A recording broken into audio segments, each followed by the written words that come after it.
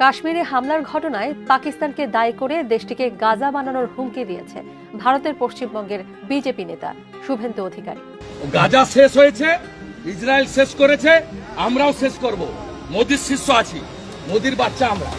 26-এর বদলে 260টা মুন্ডু চাই। আমরা চাই গাজার মতো পাকিস্তানকে ধূলিসাৎ করে দিই।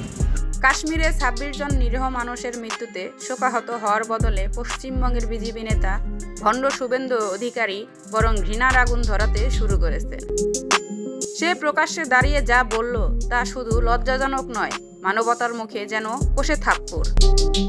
শুভেন্দু বলে, 26 জন হিন্দু মেরেছিস, আমরা 260 জন মুসলিমের লাশ চাই। শুভেন্দু আরো বলে, পাকিস্তানকে গাজার মতো গুড়িয়ে দিতে হবে। এই চোর শুভেন্দু বলে কি, ইসরায়েল এভাবে গাজার ঘরবাড়ি গুড়িয়ে দিয়েছে, হাজার হাজার সাধারণ মানুষের রক্ত ঝরিয়েছে, আর এই শুভেন্দু পাকিস্তানের জন্য একই পরিণতি চাইছে। এ বদমাইশ হিংসা ছড়াচ্ছে ধর্মের নামে। কাশ্মীরের রক্ত ঝরাকে সুযোগ বানিয়ে সে মুসলিম বিদ্বেষের বিষ ছড়াচ্ছে। সে আসলে জঙ্গিদের থেকেও খারাপ। শুভেন্দু অধিকারীর মতো নেতারা আর রাজনীতি নয়, বিভাজনের কারখানা চালাচ্ছে। সে শুধু মুসলিমদের শত্রু নন, মানবতারও শত্রু। কাশ্মীরের হত্যাকাণ্ডের বিচার চাইতে হলে আইন অনুযায়ী এগুতে হবে, কিন্তু শুভেন্দুর মতো উন্মাদেরা চাইছে ধর্মের নামে গণহত্যা। 26 জন নিহতের বদলা নিতে 260 জন নিরীহ মানুষকে মারার দাবি। এ কোন সভ্যতার চেহারা দেখাচ্ছে এ চোর শুভেন্দু?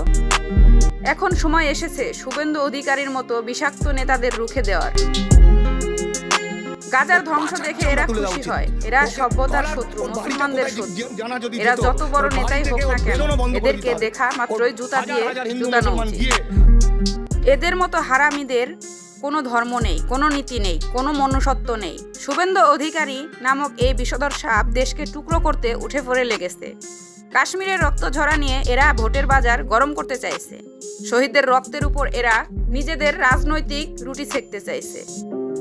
শুভেন্দু অধিকারীর মুখে যতবার ধর্মের কথা শুনি, মনে হয় যেন বিষধর সাপ ফোঁস করছে। ওর মতো হারামিরা যতক্ষণ মাটিতে বেঁচে থাকবে, ততক্ষণ দেশের শান্তি আসবে না। 26 জন শহীদ হিন্দুর রক্ত নিয়ে যারা 260 জন মুসলিমদের লাশ চাইছে, তারা মানুষ না, তারা খুনি, তারা হিংসার ফেরিওয়ালা। কাশ্মীরে যারা হামলা করেছে তারা জঙ্গি, আর এখানে দাঁড়িয়ে যারা ধর্মের নামে মানুষ মারার ডাক দিচ্ছে তারাও জঙ্গি। জঙ্গি বন্দুক নিয়ে খুন করে, আর শুভেন্দুর মতো জঙ্গি মাইক্রোফোন নিয়ে রাজনীতি করে। আজ শুভেন্দু অধিকারীর বিষাক্ত নেতাদের যদি রাস্তায় ঘুরে বেড়ায়, তাহলে বুঝতে হবে দেশের সত্যিকারের শত্রু এখানেই আছে। শত্রু কোনো সীমান্তের ওপারে নেই, শত্রু আছে দেশের মধ্যেই। শত্রু আছে শুভেন্দুর মতো রাজনীতির দালালদের চেহারায়। এদের দেখে সম্মান দেখানোর কিছু নেই, লজ্জা পাওয়ারও কিছু নেই। এদের দেখলেই রাগে ঘৃণায় জুতো খুলে পেটাতে হবে। শুভেন্দু অধিকারী আজ দাঁড়িয়ে গণহত্যার ডাক দিয়েছে, কাল সে আরো বড় অশান্তি ছড়াবে। আজ সে মুসলিমদের বিরুদ্ধে কথা বলছে, কাল সে অন্য ধর্মের কোনো জাতির বিরুদ্ধে বলবে। কারণ এদের ব্যবসা হলো হিংসার আগুন জ্বালিয়ে নিজের ক্ষমতার হাড়ি চাপানো। এদের কোনো ধর্ম নেই, এরা হিন্দুর বন্ধু নয়, মুসলিমদের তো নয়ই। এরা কেবল নিজেদের প্রভু দাসত্ব করে। এদের ঈশ্বর হলো ক্ষমতার আর টাকা। ভিউয়ার্স, এই শুভেন্দুকে কি করা উচিত অবশ্যই আপনাদের মতামত কমেন্ট করে জানাতে ভুলবেন না। আল্লাহ হাফেজ।